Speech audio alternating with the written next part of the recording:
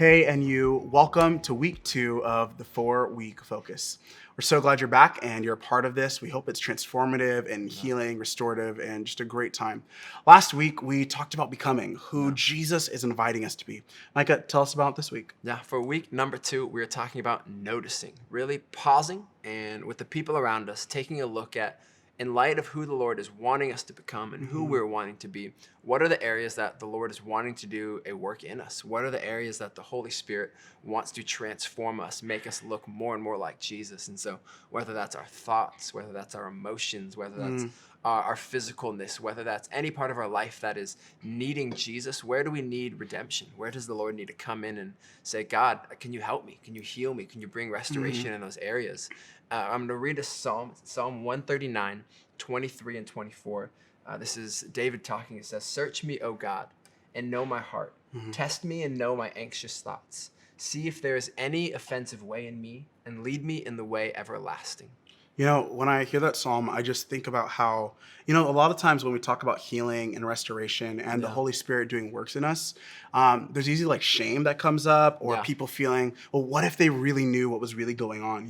yeah, And I just want to say that that's not what it yeah, means to be a follower of Jesus. I think what it's so cool to follow Jesus is that we all start at the same point. We're yeah, all messed up, all yeah, broken, all sinful. And not only that, but like after we accept Jesus into our lives and we start following him, there's so many parts of our lives yeah, that get exposed and we realize all the ways that we need healing and yeah, restoration and redemption.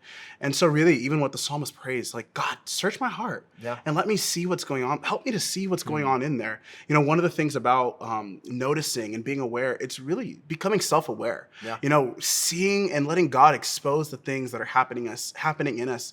Maybe there's sins in our life that we yeah, just need help coming out of, or maybe there's hurt and trauma and pain that we need to see healing. Maybe there's relationship mhm, issue. I mean, the list can go on and on. yeah, But the first thing starts with self-awareness. yeah, After that, though, it's also learning how to fight well. yep, The Bible talks about the world, the flesh, and the devil, and there are three different enemies of the soul, as the church has said. The yeah, enemies of the soul, the world, the flesh, and the devil, and being aware of what are those going on in my mhm, life. What's the temptation? Maybe that's my flesh, or maybe the enemy's coming against me, or maybe it's the world, it's the culture, it's things around me. yeah, All of those things working together and being aware not only of what's going on in me, but how I can fight and notice and become self-aware and who Jesus is making me to be and really finding yeah, restoration and healing.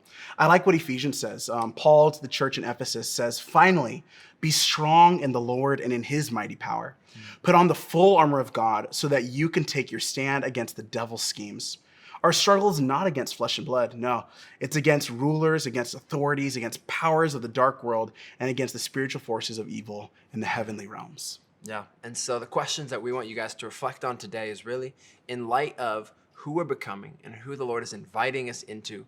Where does God want to do a work in you? Hmm. Where does God want to do a deep, transforming, maturing work in us, in you, as a community? We want to grow. And so we invite you to ask those kind of questions with your group today and say, God, where are you wanting to grow me? I need to notice these things because I want to be more and more like Jesus. Hmm. And that is the heart of us. We want all of us to be more and more like Jesus, the rhythms, the habits, the lifestyle of Jesus. And so have a great week too. Enjoy asking these questions together.